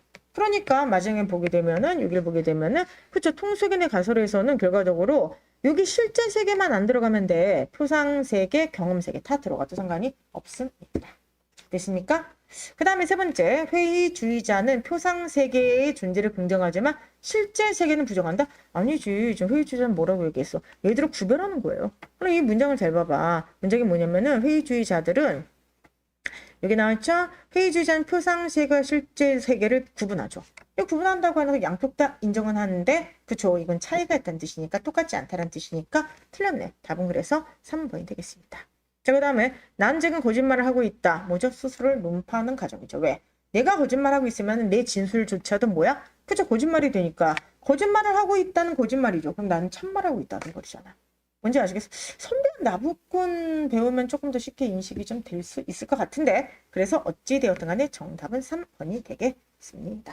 2번은 이제 알 수 있겠죠. 8번 A에 들어갈 내용으로 가장 적절한 것은 뭐냐 하면은 결과적으로 뭐라는 거예요? 스스로 논파는 논 가정이라고 하는 것은 이명자가 참이면 일반적 그쵸 진술이기 때문에 무조건 스스로를 논파하게 되는 거죠. 무조건 얘는 거짓이 나와야 돼. 앞에서 있는 거 그대로 보게 되면 모든 일반적 진술은 시작 거짓이어야 된다. 답은 금방 나오죠? 답은 2번이 되겠습니다. 됐습니까 여러분들? 오케이. 그리고 인증도장입니다. 월요 훈련 라이브를 시작하는 각오 한마디. 자 소장님 이거 처음 오신 분들이 많기 때문에 설명을 해드릴게요. 이거는 저희 네이버 카페를 들어가셔야 돼요. 근데 네이버 카페를 들어가셔서 그쵸 거기 일단 회원가입을 해주셔야 돼요. 회원가입을 해주신 다음에 그쵸 인증 도장 이거를 각오 한마디 올리면 추첨을 통해서 푸짐한 상품을 드립니다. 아시겠죠? 그래서 어쨌든 간에 지금 네이버 카페 아직 가입 안 하신 분들이 계시나요? 네이버 카페 빨리 가입하셔가지고 우리가 월요일마다 이렇게 해서 인증 도장 나가니까 어찌 되었든 간에 여러분들 한번 각오 한마디를 꼭 써주시기 바랍니다. 자 그럼 이제 많은 분들이 진짜로 많이 틀렸던 한번 9번 문제를 한번 풀어보도록 하겠습니다. 자, 9번 문제 한번 해보도록 하세요, 여러분들. 자, 여러분들 이제 답 나오죠? 어떻게 되는지 봐봐. 내가 글이 이해가 안 됐어. 글이 만약에 뭔 말이야? 통속의 내가 어쩌고 저쩌고 이게 무슨 말이야? 근데 그냥 대비항만 만들어봐. 그럼 대비항 한번 만들어 보도록 할게요. 다시 한번 얘기합니다. 외부 세계가 실제 세계죠? 이것과 대비되는 게 경험 세계, 표상 세계, 정신 속의 이미지. 여기서 지금 대비항이 있죠. 왜? 아니 지금 제가 대비항이 있다고 하는 건 여러분들 잠깐만 제가 이거를 뭐 이상하고 어렵고 뭐 대단하게 하는 게 아니라 경험하는 세계와 실제 세계가 다르다. 대비양. 표상 세계와 실제 세계를 구분한다. 대비양. 이게 지금 대비라고 되어 있는 것만 표시한 거야. 그치? 뒤에도 마찬가지로 한번 해봐. 자, 뒤에. 자, 그럼 여기 있죠. 반면이지, 반면. 반면, 이게 뭐야? 대비양. 그치? 그러면은 여기를 보게 돼. 인과적 지시관계, 그 다음 실질적인 접촉이 존재해야 된다. 이렇게 돼 있죠? 반면, 접촉하지 못한다. 대비양. 그 다음에 인과들 연결될 수 없다. 대비양. 통속의 뇌라면. 그럼 이쪽이 통속의 뇌죠. 난 지금 어떻게 보면은 독해를 해준 게 아니야. 그냥 부정항과 긍정항을 분리해서 그냥 대비항만 그냥 이렇게 만들어 준 거예요. 됐습니까? 그럼 다시 한번 요거 다시 한번 잘 생각해 보세요. 통속의 뇌는 인과적 연결 안 되고 접촉이 안 된다. 그럼 이제 우리 한번 자 마지막 9번과 10번 문제를 한번 풀어보도록 9번 문제를 풀어보도록 하겠습니다. 이 글의 내용을 분석한 것으로 적절하지 않은 것은 다시 한번 통속의 뇌 가설이 참이라면 표상 세계와 실제 세계는 다르다. 맞죠? 통속의 뇌는 회의주의자들의 이야기니까. 당연히 맞습니다. 그 다음에 통속의 뇌 가설이 거짓이라면 인과관계가 성립하지 않는다? 다시 한번 대비한 보세요. 통속의 뇌는 인과관계가 성립하지 않는 거죠. 그럼 이거는 결과적으로 얘기하면은 거꾸로 쓴 거죠. 인과관계가 성립하지 않은 것은 통속의 뇌를 지지하는 거죠. X가 되겠습니다. 됐습니까? 자, 그래서 답은 여러분들 2번이 되겠죠? 3번. 인간은 인지적 한계로 외부 세계를 있는 그대로 수용할 수 없다. 그러니까 지금 회의주의자들이라고 하는 게 뭐야? 야, 우리는 통속의 뇌에 불과해. 외부 세계를 수용할 수 없다는 거잖아. 그러니까 어쨌든 그 이유가 뭐든 간에 외부 세계를 수용할 수가 없다. 있는 그대로 수용할 수 없다. 다른 말로 외부 세계를 있는 그대로 인지할 수 없다. 그렇기 때문에 외부 세계와 실제 세계와 우리가 경험하는 표상 세계는 다르다. 뭐야? 회의주의자들의 주장을 뒷받침하는 거죠. 맞습니다. 네 번째, 인류가 물리적 접촉이나 경험이 전혀 없었던 존재를 특정한 단어로 지시했다면 포트남의 주장은 약화된다. 자, 이것도 마찬가지야. 포트남의 주장은 다시 한번 통속의 뇌 쪽이야. 통속의 뇌를 반박하는 거야. 통속의 뇌를 반박하는 거죠. 그럼 통속의 뇌를 지지하는 쪽에서는 접촉이 그쵸 어떻게 되는 거야 여러분들? 그쵸 없고 인과적인 연결이 안 된다고 돼 있어요. 그러면 통속의 뇌를 반대하는 이쪽이 이제 회의주의자라고 한다면 이쪽은 포트남이잖아. 그치? 근데 포트남은 지금 뭐야? 접촉이 있어야 되고 인과적인 연결이 있어야 된다고 얘기하잖아. 근데 물리적 접촉이나 경험이 전혀 없다. 이렇게 얘기하지. 그럼 이거는 포트남의 주장을 뒷받침하는 거야. 통속의 뇌를 갖다가 강화하는 거야. 통속의 뇌를 강화하는 거잖아. 그러니까 포트남의 주장은 강화되겠어? 강화되겠어? 약화되겠어? 포트남의 주장을 반박하는 거니까 당연히 약화된다. 이렇게 되는 것입니다. 됐습니까? 자, 마지막 10번 문제 이제 아시겠죠? 자, 외부 세계랑 구별하는 거 대립되는 게 바로 뭐가 됐어요? 세 가지죠. 마지막 실험실은 이게 실제 세계, 그쵸? 실제 세계를 표상하게 되는 거니까 답은 4번이 되는 겁니다. 자, 일단 이게 9번 문제만 다시 한번 조금 설명하고 싶어요. 여러분 이해 안 되시나요? 근데 이해가 안 된다고 하더라도 이걸 그냥 대비항만 만들면 되는 건데, 그러니까 오늘 집에 가서 숙제가 있습니다. 숙제. 일단 글을 한번 이해하려고 해석하려고 한번 해보시고요. 그리고 이해가 만약에 다시 읽었는데 안 된다라고 하면은 대비항만 만들어 봐. 자, 얘가 자 한번 마지막으로 대비항을 만들어 볼게. 마지막 대비항. 자, 얘가 통속의 뇌를 지지한 쪽이야. 그럼 이 사람들이 바로 회의론자들이 되는 거죠. 그럼 이 사람들은 실제 세계와 우리가 그쵸 경험하는 경험 표상 세계가 그쵸 다르다고 생각할 수 있는 다를 수 있다 생각한 사람들이지. 그래서 우리는 결과적으로 슈퍼컴퓨터의 뇌 자극으로만 받아들이고 있는 걸 수가 있어. 그러니까 결과적으로 이건 뭐냐면은 접촉도 안 되는 거고 그리고 인과적인 연결도 없이 우리가 그죠 표상하게 되는 거죠. 근데 이거를 지금 반대하는 게 바로 포트남이 되는 거죠. 통속의 뇌를 지금 비판하고 있는 거야. 이 사람 지금 얘기하고 있는 게 뭐죠? 그쵸. 만약에 실제 사물을 지시를 했다는 것은 접촉을 했다는 거니까 결과적으로 언어를 사용하고 단어를 썼다고 하는 건 접촉 경험이 있거나 인과적 연결 관계가 있다라고 하는 거예요. 요것만 제대로 그냥 내용 이해를 못해도 긍정, 부정만 정리를 하면은 통 속의 뇌 가설이 참이면 자, 실제 세계, 포상 세계는 서로 다르다. 통 속의 뇌 가설이 거짓이죠. 그럼 이쪽이 돼야 되는 거죠. 그러면 거짓이면은 인과적 지시관이 성립하지 않는다. 성립한다가 되는 거죠. 됐습니까? 인간이 인지적 한계로 외부 세계를 있는 그대로 수용할 수 없다. 있는 그대로 수용할 수 없으니까 통속인에 불과하다는 거잖아. 그러니까 저 회의 주제의 주장은 강화된다. 그리고 접촉이나 경험이 없었는데도 특정한 단어를 지시했다. 자, 접촉이 없었는데도 그쵸? 이것을 우리가 지시할 수 있다. 그러면은 통 속의 내 쪽의 입장이니까 퍼트남의 주장을 반박하는 거니까 약화한다. 이렇게 이제 보셔도 되는 거죠. 됐습니까, 여러분들? 이렇게 보시기 바랍니다. 그래서 10번의 답은 어쨌든 4번이 되고요. 한번 이 문장을 다시 한번 요약을 한번 해봤으면 좋겠어요. 그러면서 통수연의 가설에 대해서 설명을 하면서 자, 포트남은 여기에 대해서 지금 반박을 하고 있죠. 가리키려면 접촉이 있어야 된다는 인과적 지시관계를 이야기를 하면서 이거는 그쵸 스스로를 물리적으로 논파하고 있다. 즉 가설의 거짓이다. 이러면서 반박을 하고 있는 것입니다. 되십니까? 오케이. 자, 오늘 한번 여러분들과 저기 한번 그죠 첫 번째 라이브 문제를 풀었는데 예상외로 너무 많은 분들이 좀 지문이 많이 어렵다고 했어요. 아니 일부러 좀 어려운 걸 가져온 건 맞아. 왜 그렇다 그랬죠? 제가 계속해서 말씀드렸지만 지방직이 오답들 5위 안에 들어가 있다는 게 다 어려웠어. 그래서 이제 학생분들이 독해가 어렵게 나오면 독해는 공부해서 되는 게 아니잖아요. 독해가 쉽게 나오면 쉬우니까 공부 안 해도 되잖아요. 그렇게 생각하셔가지고 그럼 정말 양도 논법이야. 딜레마야. 독해는 어렵게 나오거나 독해는 쉽게 나온다. 어렵게 나와도 공부 안 해. 쉽게 나와도 공부 안 해. 이러나 저러나 그쵸. 공부를 안 해. 해가지고 결과적으로 공부를 안 하게 되는데 그거는 굉장히 잘못된 거라고 제가 항상 말씀드립니다. 가끔은 쉽게, 또 가끔은 어렵게, 가끔은 그냥 그쵸 눈물이 날 정도로 매운맛도 풀어보고 다양한 문제를 좀 연습을 해야 될 것 같습니다. 근데 일단 오늘 첫 번째 이런 어떤 라이브를 통해서 여러분의 대략적인 의견을 제가 알 수 있었어요. 일단 문항은 12문항으로 해줬으면 좋겠다. 1번. 오케이? 그럼 제가 수용하도록 하고요. 시간은 좀 늘리도록 할게요. 시간은 최종적으로 이제 마지막에 그 모의고사 때는 좀 더 저기 타이트하게 푼다고 하더라도 지금은 꼼꼼하게 푸는 게 좋으니까 20분으로 제가 늘리도록 하겠습니다. 그리고 난도는 제가 조금 더 조정해 볼게요. 조정해봐서 가끔은 좀 쉬운 걸로 기분 좋게, 가끔은 좀 아주 어려운 걸로 이렇게 하도록 하는데 꼭 기억하셔야 되는 게 오늘 우리 첫 번째 수업의 교훈입니다. 뭘 기억하셔야 되죠? 이해하고 해석하면 최고야. 통합적인 어떤 이해는 최고인데 그게 안 되더라도 문제를 풀 수 있다. 제가 아까 문제 푸는 방식을 좀 보세요. 저 그냥 단순하게 대비항 만들어서 찍었어. 그래도 풀립니다. 이 방식을 꼭 같이 익혀주셨으면 좋겠습니다. 아시겠죠?